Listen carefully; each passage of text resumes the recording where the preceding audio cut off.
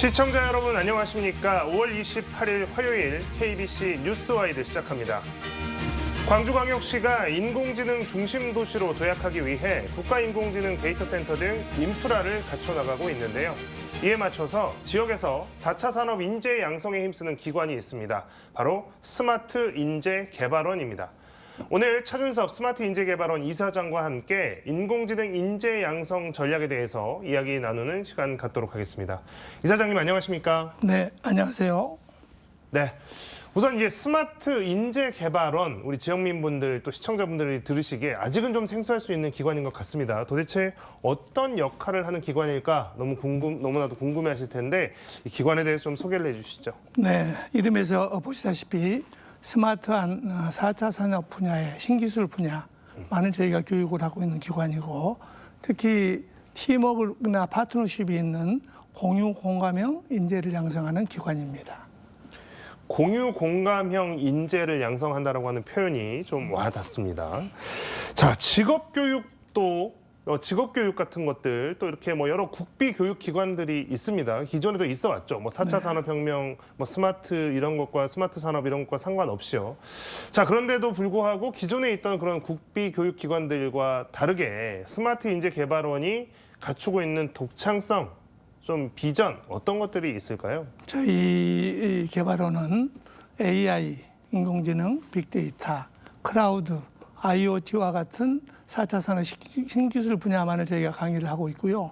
30대 초반의 젊은 연구원들이 약 50명 이상 있으면서 직접 내부 인력으로 80% 이상의 교육을 소화하고 있고, 외부의 아웃소싱은 저희가 한 20% 정도 커버합니다. 그게 저희 가장 큰 장점이 되겠고요. 그래서 학생들의 만족도나 교육생의 만족도나 특히 취업률을 80% 이상을 유지하고 있습니다. 일단 내부적으로 이 교육원에서 스마트 인재 개발원의 내부에 있는 연구원들이 젊다는 것도 좀 인상적이고요. 네. 그리고 또 실제로 그분들이 교육의 대다수를 실제 참여하고 있다는 하는 부분도 좀 주목할 만한 내용인 것 같습니다. 더욱 중요한 것은 그런 연구원들을 저희들이 대부분 교육생으로부터 키워서 연구원을 만들었다는 겁니다. 리허설도 시키고 대학원도 보내고 자체 학습도 시키고 해서 그 연구원들 자체적으로 만들었습니다. 자, 이렇게 좀 이야기를 듣다 보니까 그러면 교육 과정은 어떻게 좀 짜여져 있는지도 좀 궁금합니다. 과정별로 차이가 납니다만은 과정별 약 1000시간 정도, 1000시간 정도라 하면 거의 대학의 전공과 똑같은 비슷한 시간인데요. 1000시간 정도, 하루에 8시간씩 약 6개월 정도로 구성되어 있고요. 특히 그중에서 현장 실무 중심의, 현장에 바로 파견할 수 있는 실무 중심의 프로젝트 중심의 수업을 하고 있습니다. 실무 중심 또 프로젝트 중심이라고 강조를 해주셨는데요. AI 그러니까 이 인공지능 같은 분야는 특히나 이게 기술과의 트렌드 변화에 맞춰 나가야 된다라고 하는 게 굉장히 까다롭죠. 그러니까 기술의 유행이 바뀌는데 거기에 맞춰서 교육도 따라가야 되기 때문에 이런 변화에 맞춰서 교육 과정이나 방향도 굉장히 유연하게 대처를 하셔야 될 것 같습니다. 그러니까 저희들 연구개발부에서는 거의 매 분기마다 새로운 교육과정의 커리큘럼의 연구를 자체적으로도 하고 있지만 이미 선진 또 외국에 있는 그 과정까지도 전부 다 연구를 많이 하고 있습니다. 자, 이렇게 안에서 연구를 가르치는 것뿐만이 아니라 이제 그 무엇을 가르칠 건가를 가지고 그 연구하시는 것도 굉장히 큰 일인 것 같고요. 교육 과정도 지금 탄탄하고 또 혜택도 굉장히 많이 있는 것 같습니다. 무엇보다도 이제 취업 중심의 교육이다 보니까 취업률에 대한 말씀도 해주셨고요. 교육 대상에 대해서 이제 많은 분들이 교육을 받고 싶어 하시겠지만 또 그 많은 숫자를 다 받아들일 수는 없을 것 같고, 자, 지역 청년들만 가능한 건지, 그리고 또 어디에서 그렇게 교육생들이 어떤 사람들이 몰려오는지, 경쟁률은 또 어느 정도 되는지 이런 부분도 많이 궁금한데요. 네. 첫째는 저희가 첫 번째 선발 대상은 취업 준비생입니다. 그러나 이제는 취업 준비생뿐만이 아니라 재학생도 가능합니다. 이걸 공부하고 학교에 돌아가서 전공을 공부하면 훨씬 전공에서 공부하는 데이터를 볼 수 있는 시각이 달라집니다. 이제는 경력장절 여성 또는 재직자도 자기의 직무를 향상시키기 위해서 이 교육을 들어오게 돼 있습니다. 누구나 저농업에서부터 자영업자까지도 앞으로는 이런 인공지능과 빅데이터를 응용하고 활용하지 못하면 자기의 직업의 수준과 자기의 레벨을 한 단계 올릴 수가 없습니다. 그러면 실제로 경쟁률도 좀 많이 높겠습니다. 경쟁률은 저희가 이제 고용노동부가 저희들 지원하고 있는 K-디지털 트레이닝이라는 것이 있는데 그건 약 평균 한 2대1 정도, 1.5대1, 2대1 정도 되고요. 그다음에 사관학교를 운영하고 있는 저희들 광주인공지능 사관학교는 평균 경쟁률이 한 3대1 정도 됩니다. 최근에 저희가 모집하고 있는 LG DX 스쿨이라고 선도기업 아카데미라는 것을 하고 있는데 이 선도기업 아카데미는 서울은 벌써 10대 1을 넘었고요. 광주도 3대 1을 넘었습니다. 저희가 다음 달 6월 11일과 12일에 홍대 캠퍼스와 광주 캠퍼스를 오픈합니다. 아무래도 이제 주목받는 산업군 또 이제 지금 산업 생태계를 이끌어가는 분야이기 때문에 많은 분들의 관심이 쏠리고 있는 것 같은데요. 교육과정을 이제 수료하신 분들은 그러면 실제로 어떤 필드로 나가는지, 어떤 분야에 취업을 하거나 또 어떻게 본인의 이 커리어를 가지고 사회로 나가는지 뭐 이런 것도 좀 궁금합니다. 나가는 분야는 이제 빅데이터 인공지능을 활용하는 분야, 또 연구하는 분야로도 나가고요. 또 이 분야에서 공부하는 코딩 기술이나 이런 걸 프로그램 기술들을 배워서 프로그램 개발자로 나가는 파트가 또 한 3분의 1 정도 됩니다. 그 이외에도 이제 자기가 전공했던 분야를 응용해서 나가는 분야들도 많습니다. 하물며 기획하거나 또는 영업하거나 기술 영업을 말하는 겁니다. 이런 파트에도 전부 다 교육까지도 다 포함되는 겁니다. 직업군에. 네. 자, 이게 뭔가 이제 뭐 취업을 목표로 한다거나 뭔가 아주 그 고등교육의 과정 중에 하나로 이렇게 접목을 하다 보니까 좀 어렵게 느껴지실 수도 있는데요. 인공지능 또 빅데이터 교육을 보다 쉽게 대중들이 삶 속에서 좀 이해할 수 있도록 원데이 클래스 같은 수업들도 좀 마련이 되어 있다고 합니다. 좀 특이해 보이는데요. 저희가 이제 누구나 쉽게 이 4차 산업을 이해시키기 위해서 월 1회 원데이 클래스라는 것은 한 과정당 3시간 또는 두 파트에서 6시간 정도 해가지고 비전공자나 누구나 4차 산업을 쉽게 이해하고 인공지능을 쉽게 접근하기 위해서 저희가 교육생을 모집하는 일환으로도 하지만 이걸 가지고 많은 시민들에게 홍보하는 차원에서도 원데이 클래스를 매월 운영하고 있습니다. 네. 관심 있으신 분들은 이 원데이 클래스를 통해서 4차 산업혁명의 흐름, 또 이 광주가 또 이 4차 산업혁명 이 사회에서 무엇을 중점적으로 해나가는지 이런 것들 살펴보시는 기회를 갖는 것도 좋을 것 같습니다. 이 스마트 인재개발원이 이 광주 인공지능 사관학교를 운영하는 기관이기도 합니다. 여러분들 뭐 인공지능 중심도시 사업 관련해서 이제 광주의 미래 먹거리는 인공지능이다. 그래서 이 인공지능과 관련되어 있는 숙련되어 있는 인재들을 양성하기 위해서 이 광주 인공지능 사관학교라는 것이 세워졌다. 이런 내용들까지는 많이 알고 계실 텐데요. 자, 어떤 부분을 광주 인공지능 사관학교는 어떤 부분에 중점을 두고 어떤 사람들을 길러내고 있는 곳입니까? 광주가 인공지능 도시인 것처럼 모든 산업도 다 이제 빅데이터나 인공지능을 활용하려고 합니다. 이 산업 분야에 저희들이 배출할 수 있는 인력을 첫 번째로 하고요. 그래서 지역 정주영 인재를 저희가 70% 이상 이 지역에 남기는 겁니다. 그리고 나머지 이제 물론 30~40%는 수도권이나 연구원으로 가지만 1차적으로는 지역 정주영 인재를 양성하고자 저희 광주시도 저희 운영기관도 같이 운영을 하고 있습니다. 정주 인재라고 하면 이제 이 광주 인공지능 사관학교에 이 인공지능과 관련되어 있는 기술을 배우러 와서 실제로 이분들이 광주 지역의 산업 생태계에 속해서 또 활동하는 엔지니어로 활동하는 그런 미래의 청사진을 그리고 계신 것 같습니다. 약 330명이 들어와서 300명 이상 지난 저희가 운영을 벌써 3년째 들어가고 있는데 2년 동안에 300명 이상 다 수료를 하고 현장에서 지금 활동 중에 있습니다. 네네.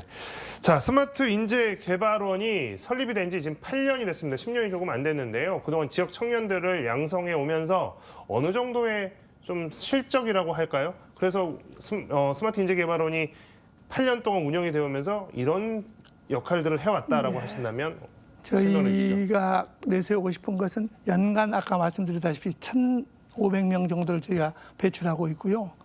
그 다음에 그 취업률 중에 취업률이 80%, 그 다음에 수료율이 90% 이상.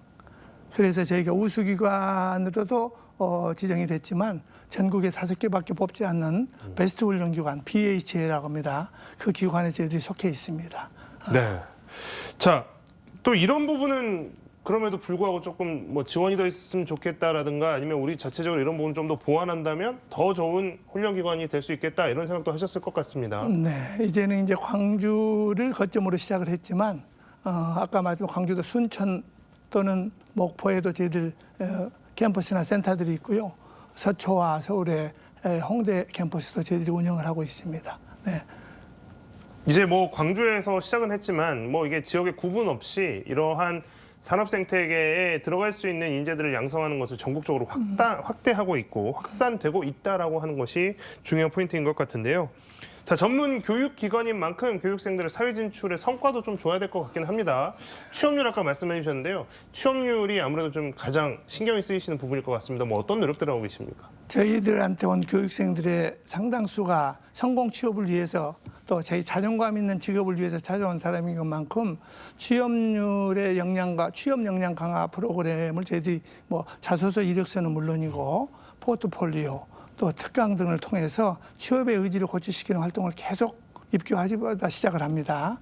그 외에 1인 1 자격증, 정보처리 기사를 중심으로 한 자격증 취득이나 또는 공모전 또는 이런 밖에 나가서 여러 가지 빅데이터 대상 뭐 경진대회 이런 것도 참여를 시키고요. 그래서 취업 역량 의지가 고취된 학생들을 만들어서 마지막 수료 때까지 해가지고 거의 50%, 수료 이후에 80% 이상의 취업률을 유지시키는 겁니다.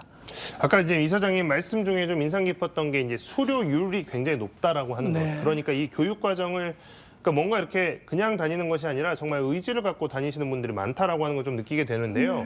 이 수료율이 높은 걸 보면 그만큼 만족도도 좀 높을 것 같은데 실제 이 교육을 받는 학생들, 이 교육생들이 어떻게 좀 느끼고 있는지 어느 정도의 만족감을 갖고 있는지도 좀 궁금합니다. 그런 저희가 이제 하루에 수업을 8시간씩 하지 않습니까? 이건 알지 못하면 따라가지 못하면 앉아 있을 수가 없습니다. 컴퓨터와 함께 움직이는 이 수업의 거의 실무 중심의 수업이기 때문에 실습과 이론을 같이 병행하는 수업이기 때문에 8시간을 앉아 있을 수가 없고요. 아주 또 수준이 너무나 차이가 나면 또 앉아 있을 수가 없습니다. 그래서 거의 눈높이 수업을 잘 유지를 해가는 것이 첫 번째가 되겠고요. 그다음에 이 학생들의 자리 배치, 팀 짜는 거, 팀 배치 이런 여러 가지를 잘 조화롭게 해서 파트너십과 팀워크로 각 반의 분위기를 만들지 않으면 수료율을 92% 이상 유지할 수가 없습니다. 네, 수료율이 굉장히 인상적인 수치여서 제가 여쭤봤습니다. 자, 마지막으로 스마트 인재 개발원 앞으로 어떻게 운영하실 예정이신지 지역민들께도 좀 관심 갖고 지켜봐달라고 한 말씀 부탁드리겠습니다. 저희 인재개발원이 지금까지 성장하게 된 데는 광주 인공지능 중심 도시, 우리 시민들의 적극적인 참여와 또 저희 교육으로 참여한 부분에 의해서 저희 기관이 성장을 해왔습니다. 이 자리를 빌려서 그러한 성원에 진심으로 감사드리고요. 광주에 이어 이제 저희들이 타 지역, 서울도 또 지역도 나가지만 올해 저희들이 경상도, 대구와 부산에도 진출할 계획을 가지고 있습니다. 4차 산업이란 뒤에 혁명이 붙어 있습니다. 이 혁명이라는 것은 학력, 나이, 성별 모든 게 파괴되고 누구나 자기의 꿈을 이룰 수 있는 것을 도화지에 그릴 수 있는 사회입니다. 이 인공지능과 빅데이터를 너무 어렵게 생각하시지 말고 쉽게 우리가 접근할 수 있다는 쪽에서 만약에 찾아주신다면 적극적으로 도와드리겠고 함께 하겠습니다. 네. 오늘 차준섭 스마트 인재 개발원 이사장과의 이야기는 여기까지 듣도록 하겠습니다. 이사장님 고맙습니다. 네, 감사합니다.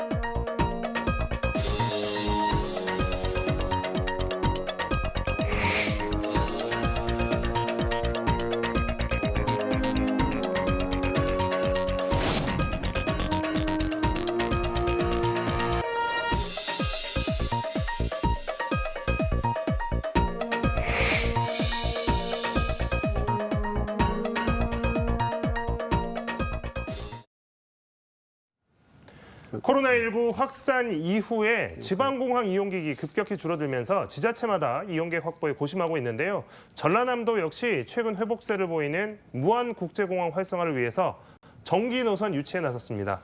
오늘 이 문제 관련해서 김병호 전라남도 도로교통과장과 함께 이야기 나눠보도록 하겠습니다. 과장 안녕하십니까? 예, 안녕하십니까. 세계로 웅비하는 대도약 전남 행복시대 전라남도 도로교통과장 김병호입니다. 네, 반갑습니다. 자, 최근에 전라남도가 호남 권역 인천국제공항 이용 여건을 분석했다고 해요. 그래서 예, 그렇습니다. 최근 5년 동안에 인천국제공항 이용객을 봤더니 이 출국한 지역민 통계가 이제 나왔을 텐데 인천국제공항 이용해서 출국하시는 분들이 얼마나 되나요? 우리 지역민들. 예, 먼저 무안국제공항과 주변 SOC 확보 사항을 먼저 말씀드리겠습니다. 무안국제공항은 2007년 개항했고 무안 강주 간 고속도로는 2008년에 개통을 했습니다. 2022년에 무안국제공항 여객청사 리모델링과 주차장 증설을 완료하고 지금 현재 추진 중인 사업은 호남 고속철도 2단계와 공항역을 신설하고 있고 공항 활주로도 2,800m에서 3,160m로 확장 공사를 하고 있습니다. 전라남도는 공항 확장과 주변 SOC를 빠른 시일 내에 확충하면 무안 국제공항이 활성화되는 것으로 기대하였습니다. 그러나 여러 가지 사정으로 활성화되지 못하고 있습니다. 그래서 무안공항 활성화 방안으로 객관적이고 실용성 있는 정책 개발을 위해서 호남권역 인천국제공항 이용 여건을 분석하였습니다. 통계와 학술 자료 등은 인천공항 통계와 대한교통공사 학술 자료 등을 활용하였습니다. 2019년부터 2023년까지 5년간 인천국제공항을 통해 출국한 전남, 전북, 강주 지역 주민은 약 605만 명으로 파악되었습니다. 이 중 강주가 295만 명, 전북이 264만 명, 전남은 46만 명으로 파악되었습니다. 네. 자, 우리 지역이 이제 인천국제공항이랑 거리가 멀잖아요. 거리가 멀다 보니까 이게 인천국제공항을 이용하면서 시간도 많이 들고 비용도 많이 들고 그래서 이제 여기에 대해서도 좀 이제 비용이 많이 산출됐을 것 같은데 이건 어느 정도나 지금 추산이 됩니까? 예, 호남 지역민들이 호남에서 인천 국제공항으로 가는 교통수단은 고속버스가 63%, KTX가 19%, 자가용 이용이 18%로 분석되고 이동 시간은 4시간, 출국 수속 소요 시간이 4시간으로 평균 8시간이 소요되는 것으로 나타났습니다. 이 분석 결과를 비용으로 환산해 보았습니다. 1인당 왕복 교통비가 12만 원, 이동과 공항 대기 등 시간 비용이 1인당 7만 원으로 산정하였습니다. 호남 지역민이 인천 국제공항을 이용함으로써 추가 부담되는 비용이 연간 1,992억 원이고 이를 5년으로 환산하면 5조 원을 1조 원을 부담하는 것으로 결과가 나왔습니다. 네, 이게 지금 1년에 2천억 원 정도 이 사회적 비용이 든다는 말씀이시고요. 그다음에 8시간 정도, 그러니까 이쪽 지역에서 공항까지 가서 공항에서 다시 이제 출국할 때까지 걸린 시간 이렇게 하면 8시간인데 사실 이제 비행기 타보시고 해외 나가신 분들 아시겠지만 한국에서 인천공항에서 8시간이면 거의 뭐 미주 지역이나 유럽 쪽을 제외하고는 가까운 아시아나 중동 지역 뭐 이렇게까지는 갈 수 있는 굉장히 큰 시간과 비용입니다. 예, 자, 그러면 이제 인천공항 대신에 우리 지역에 있는 무안국제공항을 활용한다 그러면 연간 교통비나 시간 비용 같은 거는 얼마나 절약이 되는 겁니까? 예, 호남 지역민들이 인천 국제공항 대신 무안 국제공항을 이용하였을 때 연간 1,500억 원이 절감되고 1인 평균 5시간이 절감되는 것으로 분석되었습니다. 무안 국제공항에서 강주에서 자동차로 30분, 전북 전주에서 1시간 30분이 소요되고 이를 평균하면 공항 이동에 1시간, 출입국 준비에 2시간으로 3시간이면 충분합니다. 네. 자, 이게 뭐 효율성은 무안국제공항이 이쪽 광주, 전남, 전북에 사시는 분들한테는 효율성 분명히 더 높은데 이제 이게 이제 전기 노선이 얼마나 되느냐. 그래서 실제로 이제 이용률을 따져봐야 될 것 같은데 지금 현재 오늘 날짜 기준으로 자, 무안국제공항 전기 노선은 어떤지 또 이용률은 어느 정도나 되는 건지 궁금합니다. 예, 무안 국제공항도 코로나 이전에는 90만이 이용하는 공항이었습니다. 코로나19로 이용객이 지금 현재 급감한 상태입니다. 전라남도에서는 공항 활성화를 위해 국내 LCC 항공사 등과 지속적으로 방문 협상을 하여 전기선 유치 활동을 한 결과 금년 4월부터 국내에서는 중국, 몽골, 일본, 베트남 등 4개국 8개 노선에 14편이 운항 중에 있습니다. 국내에서는 제주 노선을 운항하고 있습니다.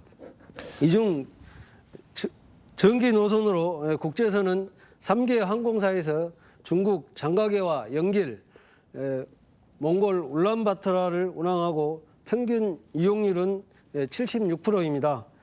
국내에서는 제주에 주 6회 운항하고 평균 이용률은 69%입니다. 현재 전기 노선이 많이 부족하고 이용률 또한 저조한 실정입니다. 전라남도에서 앞으로 많은 노력을 기울이겠습니다. 네, 방금 이제 과장님 말씀해 주셨지만 저도 기억합니다만 코로나 이전까지만 해도 지금 말씀해 주신 뭐 국제선 특히 이제 전기선 같은 경우에는 중국 2개 노선, 몽골 1개 노선인데 그 전에 보니까 이제 동남아시아 국가라든가 아니면 이제 뭐 일본이라든가 이런 데도 전기 노선이 많이 있었거든요. 그래서 이제 코로나 이후에 이제 이게 없어졌다가 좀처럼 복원하기가 좀 쉽지 않은 상황인 것 같은데 과장님 그렇다면 이제 지역민분들 입장에서는 아니 이거 원하는 사람도 많고 한데 이거 노선 얼른 유치하면 되는 거 아니냐라고 단순하게 생각하실 수도 있을 것 같습니다. 근데 이게 왜 이렇게 전기 노선 취향이나 이렇게 노선 늘리는 게 어려운 건가요? 좀 궁금합니다. 예, 30분 거리에 공항이 2개로 무안 국제공항과 국내선 전용 광주공항이 기능적으로 이원화되어 있어서 무안 국제공항은 김포 등 국내선 전기 노선이 없습니다. 그래서 국내와 국제선 간 연계 수요 창출이 어렵고 외래 관광객 유치에도 어려움이 많습니다. 또한 광주 전남은 농업 중심의 산업 구조로 인해 농한기와 겨울 방학 시기에 수요가 편중되어 전기편의 안정적인 운항이 곤란한 실정입니다. 네. 자, 다행인 것은 최근에 이제 그 전라남도와 무안군이 국내 이제 LCC라고 하죠. 이 LCC 항공사인 진에어 또 제주항공과 무안국제공항 활성화를 위한 업무 협약을 맺었습니다. 그러니까 이게 뭐 아직 뭐 구체적인 성과들이 쭈루룩 나온 건 아니지만 어쨌든 이런 이제 항공사들과 직접적으로 협약을 맺었다는 것 자체가 굉장히 큰 의미가 있을 텐데요. 전기 노선 취향도 지금 눈앞에 보이고 있다고 하는데 구체적으로 어떤 전기 노선이 지금 논의되고 있는지 많이 궁금해하실 것 같습니다.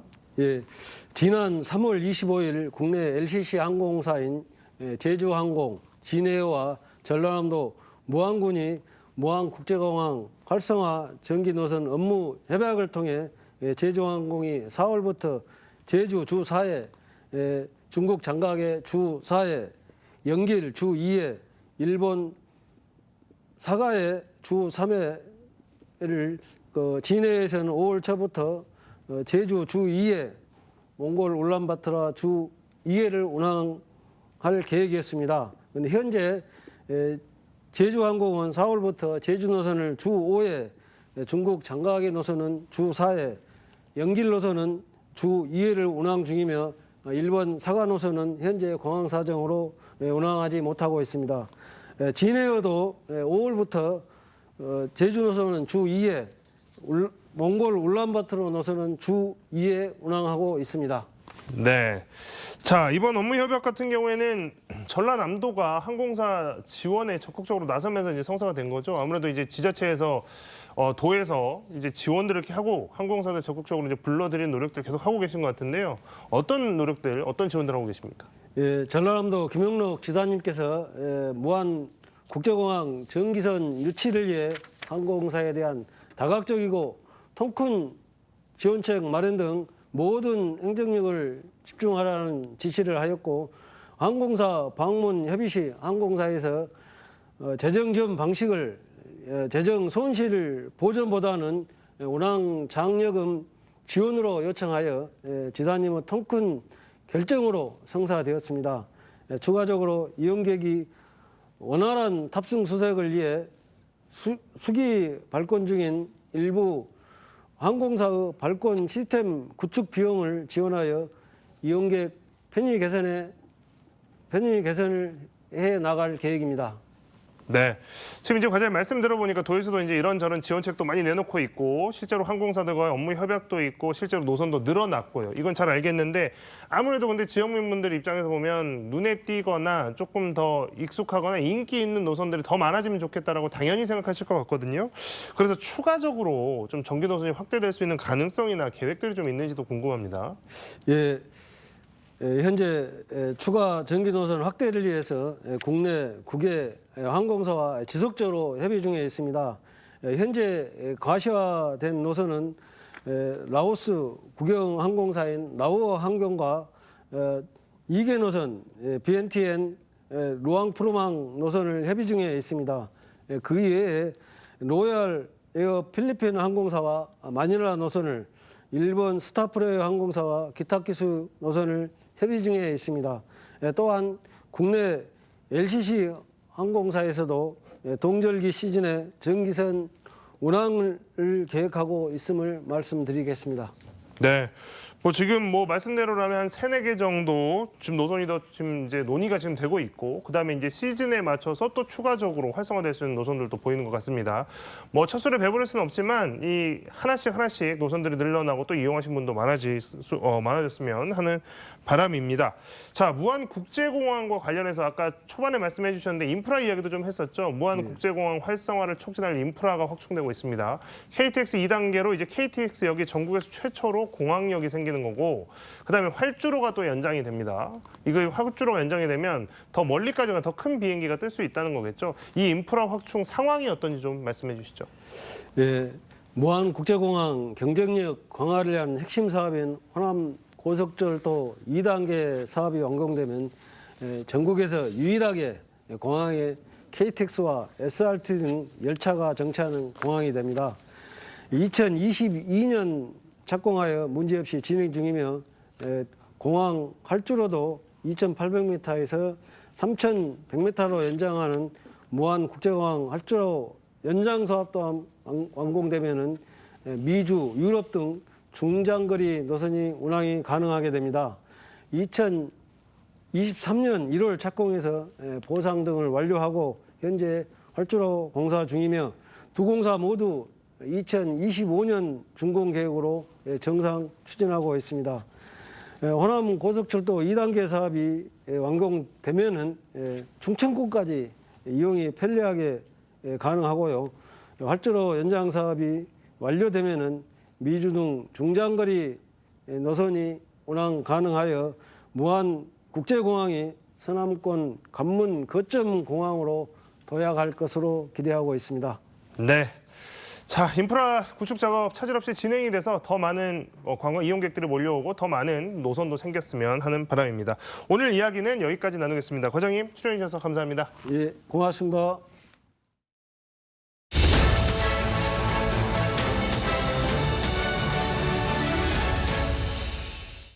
서울광역방송센터입니다. 21대 국회 마지막 본회의가 열린 오늘까지 정치권은 최혜병 특검법 재표결과 국민연금 개혁안 등을 두고 평행선을 달리며 새 대결을 벌였습니다. 여야는 각자 손해와 득실을 따져 우리가 이겼네 졌네 계산기를 두드리며 일희일비할 수 있겠지만 그런 것들이 정작 유권자인 국민에게는 어떤 의미와 효용이 있는 걸까요? 22대 국회도 김건희 여사 특검법 등 시작부터 가시밭길 첩첩산중일 것 같은데 그래도 좋은 쪽으로 변화가 있길 바라며 여의도 초대석 박지원 전 국가정보원장과 정치권 현안 이슈 짚어보겠습니다. 원장님 어서 오십시오. 네, 안녕하세요. 이번 주까지는 박지원 전 국가정보원장 이렇게 소개를 해드렸는데 다음 주부터는 박지원 의원 이렇게 소개를 해드려야 되겠네요. 네, 아무렇게나 불러도 좋습니다.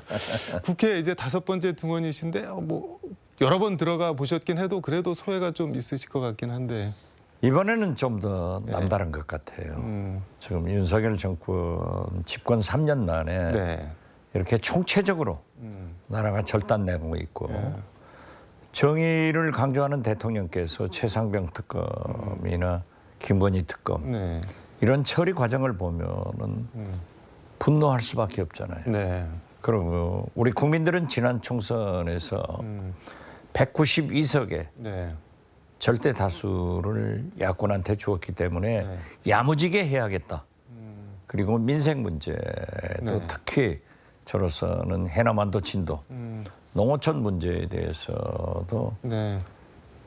인구 소멸, 기후 변화, 지방 소멸 네. 이런 문제에 대해서도 관심 가지고 열심히 해야겠다. 이런 각오를 갖습니다. 우여곡절 끝에 일단 21대 국회에서 최상병 특검법은 통과를 못하게 됐는데 어떻게 보셨나요? 국민을 너무 실망시켰다. 역시 윤석열 대통령과 국민의힘은 총선 참패를 당하고도 네. 민심을 몰라도 저렇게 모를 수 있는가. 결국 민심을 반영했다. 이런 생각을 합니다. 민심을 반영했다고? 그렇죠. 민심은 네. 이번 총선을 통해서도 다시 한번 반영이 아니라 예, 반역. 반역. 예, 그 최상병, 김건희 특검을 반드시 해야 한다 아니에요? 그래서 민심은 네. 과학입니다. 과학이요? 그렇죠. 정확하다 이거예요. 그런데 그러한 것을 배반한 것은 다시 한번 역사에 기록될 거. 제가 보기에는 네. 찬성을 하려면은 200석이 필요한데 네. 이렇게 결사적으로 방해를 한 것은 김건희 특검 네. 더 중요한 탄핵 그러한 트라우마를 가지고 네. 22대로 가기 때문에 결사 반대한 것 아닌가. 거듭 말씀드리지만 탄핵 김건희 특검. 그래서 저는 민심의 심판을 마치 이 최상병 국방장관 호주로 도망치게 해가지고 네. 열 하루 만에 불러들이고 런정선 문제로 얼마나 가혹한 민심의 심판을 받았는데 또 이러한 일을 반복하는 것은 역시 지금 현재의 네. 탄핵 마일리지가 차곡차곡 쌓여가서 탄핵 열차 발차 준비가 될 수도 있다. 저는 그렇게 봅니다. 탄핵 마일리지가 쌓이고 있다는 게 무슨 말씀인 건가요? 지금 현재 그 박근혜 탄핵만 하더라도 그러한 국정농단에 대해서 우리 국민들의 분노가 마일리지처럼 쌓여가는 거예요. 마일리지도 어디까지 축적이 돼야만이 사용할 수 있잖아요. 네. 그래서 지금 윤석열 대통령이 하는 것은 물가 민생 문제와 함께 네. 정치적으로 최상병 특검 또 김건희 특검을 거부한다고 하면은 마일리지가 차면은 써야 된다. 쓰기 때문에 탄핵 열차도 출발할 수 있다. 저는 그렇게 예상합니다.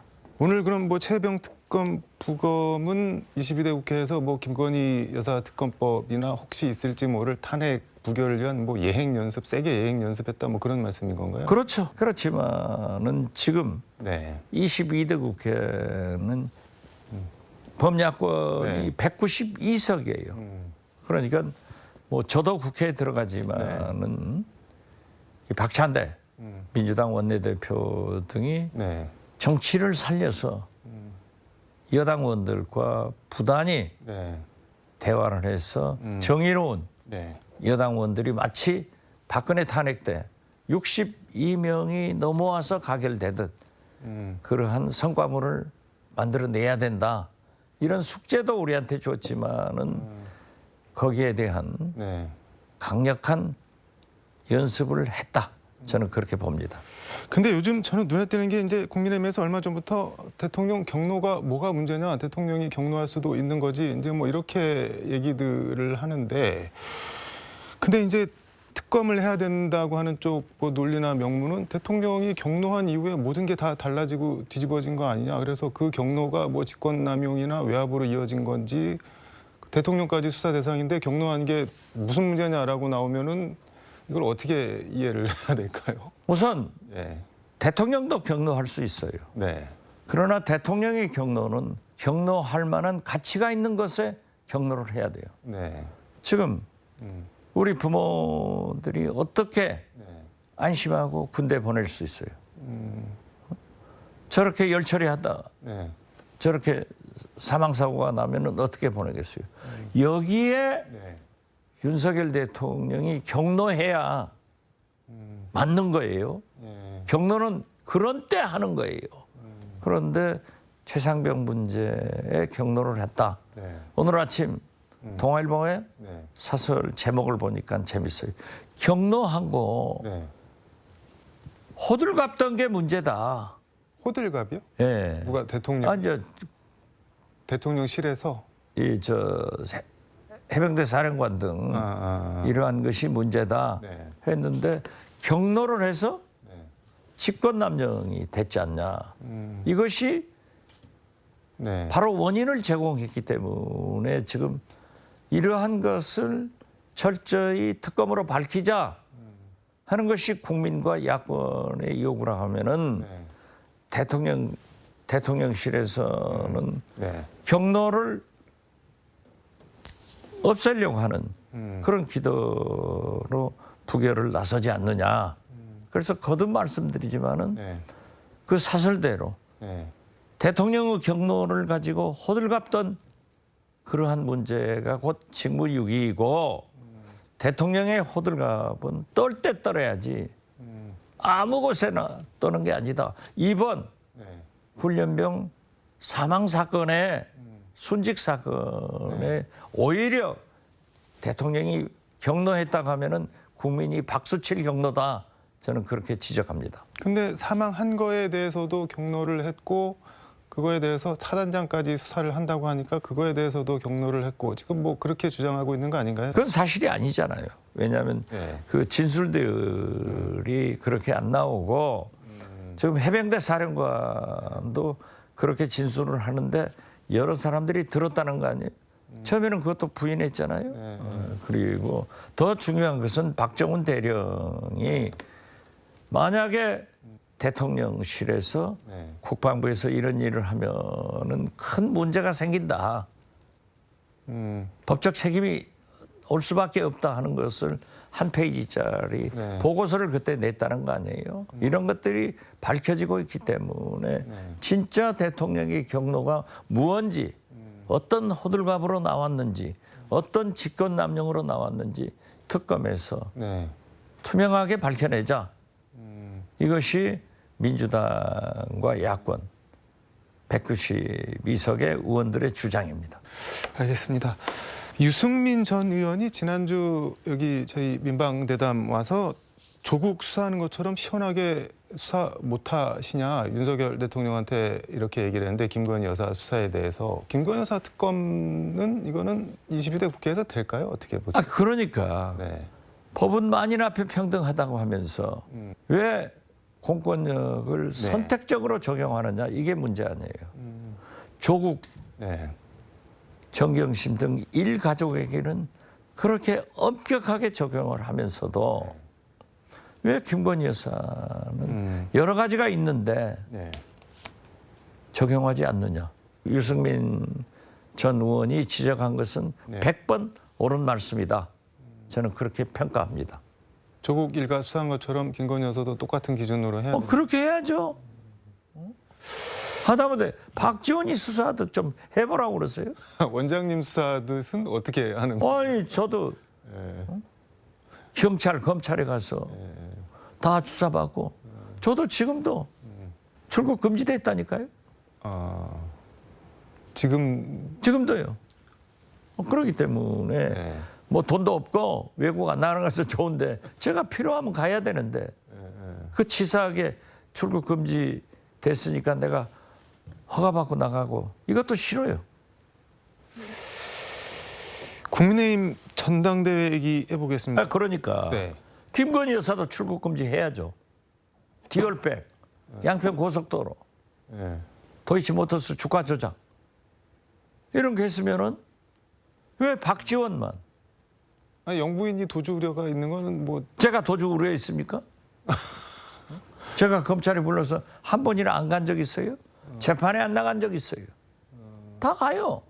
저 같은 사람은 진짜 감옥에 넣어놔도 문 열어놓고 나가라 해도 못 나가죠. 왜 김건희 여사만 도주에 우려가 없고 박지원은 도주에 우려가 있습니까? 그 다른 원장 피고인들이. 재직 시절 그 직권남용 그 혐의로 아직 그렇죠. 서해 공무원 피살 사건. 출국 금지 상태시죠. 네. 기분 나빠요. 6개월마다 한 번씩 집으로 그게 통보가 오면은 그때마다 기분 나쁘고 누가 외국 나간다면 나는 못 가네. 이거 기분 나쁘죠. 왜 그래요? 근데 의원 되면은 의원 외교 같은 거 하러 나가실 수도 있고. 모르죠. 그건 모르죠. 아니 호주 대사 됐다고 풀어주기도 했는데 법무부에서. 글쎄요. 이제 뭐 어떤 결과가 있겠지만은 저는 유승민 의원이 말씀한 대로 김건희 여사도 조국 일가처럼 철저히 해라. 네. 그리고 김건희 여사도 그런 혐의가 있기 때문에 출국 금지해라. 그래서 6월 달에 대통령 해외 순방 네. 중앙아시아 3개국 가는데 가지 마라. 저는 그렇게 말씀드려요. 가지 말라고요? 안 가야죠. 아니 민생이 좋아졌습니까? 안보가 좋아졌습니까? 독일의 그 중요한 국빈 방문도 그러한 것으로 취소했다가 하면은 안 가야죠. 지금 민생이 좋아졌어요? 보세요. 오늘 네. 세상의 카드론이 젊은 2030 영세 상인들이 예. 쓰는 카드론이 40조가 됐어요. 돌려막다가 마지막에 가는 그렇죠. 데가 그건데. 이제 햇살론 같은 것도 안 되니까 그러면은 고금리로 살 수가 없잖아요. 농민들 가보세요. 해남반도 진도 네. 아비 규환이에요. 장사도 안 돼요. 알겠습니다. 시간이 거의 다 돼서 요거 하나만 물어보도록 하겠습니다. 박근혜 대통령 때 뭐 문고리 3인방 이렇게 불렸던 정호성 전 청와대 부속 비서관이 지금 용산 시민사회수석실 3비서관에 임명이 됐는데 이거는 윤석열 대통령이 특별검사하던 시절에 구속해서 감옥 보낸 분인데 이거 뭐 어떻게 이해를 해야 될까요? 윤석열 인사는 망사를 지내서 코미디가 됐다. 코미디요. 코미디죠. 그래서 윤석열 대통령은 보수 세력을 결집시키기 위한 방법으로 네. 지금까지 2년간 이명박 MB 세력들을 중용을 했는데 이제 나아가서 네. 박근혜 세력도 잡아온다. 중용한다. 네. 그런데 보수 세력들도 이건 아니지 않느냐 하는 거 아니에요? 그래서 문고리 권력, 당신이 수사해서 구속했던 그 사람을 다시 데려온 것은 머지않아 최순실도 다시 데려다가 국정자문을 받을 것 같다 하는 추측이 가능해요. 이게 이러면은 예. 윤석열 대통령이 더 망하는 길로 간다. 이런 것들이 네. 축적되고 있기 때문에 지지도가 20% 네. 바닥을 향하고 있다. 저는 그렇게 봅니다. 근데 전광삼 신임 시민사회 수석 여기가 이제 정호성 비서관 위에 수석인데 이 전 수석이 박근혜 정부 때 청와대에서 춘추관장이랑 시민소통 비서관 지내면서 이제 같이 정호성 비서관이랑 일을 해봤는데 대통령은 모르게 그냥 뭐 나랑 같이 일하자 이래서 불러왔을 가능성은 없을까요? 그게? 글쎄요. 나는 그 이유가 어디 있는지 모르지만은 지금 보십시오. 네. 청와대 정무수석실에 1, 2, 3, 4 비서관들 또 전부 낙선 인사들 데려오더라고요. 그렇기 때문에 가장 중요한 대통령실의 인사는 당신이 조사해서 구속한 사람 또 쓰고 네. 국민의힘의 낙천 낙산자들의 구제처가 됐다. 네. 이러니까 나라는 더 망하는 길로 간다. 저는 제발 윤석열 대통령이 좀 쓰더라도 최순실은 안 데려다 썼으면 좋겠다. 이런 거기까지야 생각했습니다. 가겠습니다. 말도 안 되죠. 근데 그러고 보니 전광삼 이 시민사회 수석도 대구에 공천 신청했다가 탈락했는데 지금 수석으로 다시 데려왔는데 이게 뭐 일면 의리 있다 뭐 이렇게 볼 수도 있는 거 아닌가요? 아니 무슨 조폭입니까? 깡패 두목이에요? 도둑놈들도 네. 의리를 그런 방향으로 쓰면 안 되죠. 일국의 대통령이 네.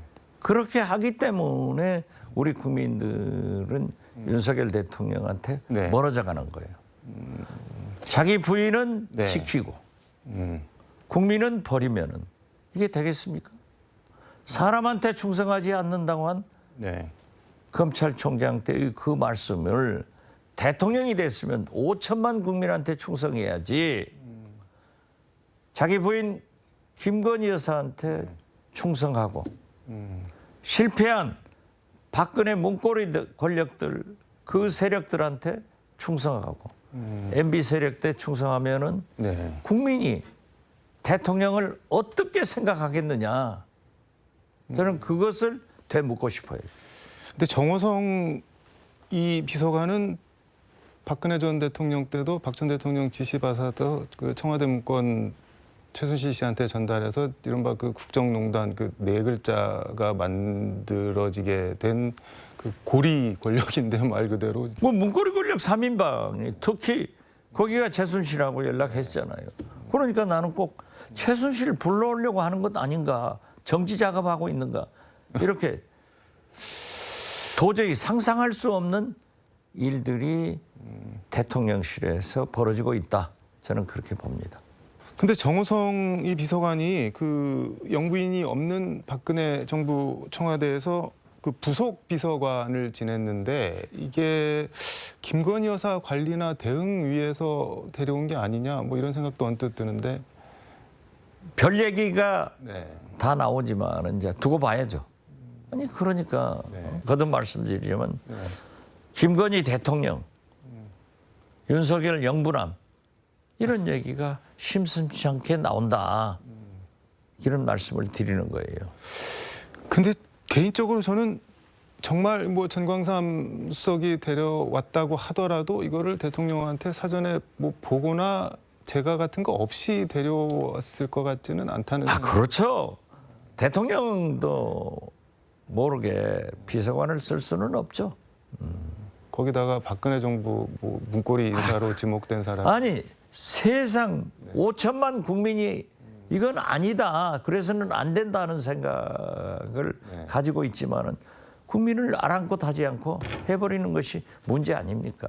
아니 그럼 거꾸로 그런 뭐 일종의 조롱까지 나올 거를 알면서도 윤 대통령은 왜 그걸 오케이를 했을까요? 그건 윤 대통령한테 물어보세요. 알겠습니다. 오늘 말씀은 여기까지 듣도록 하겠습니다. 고맙습니다. 예, 감사합니다.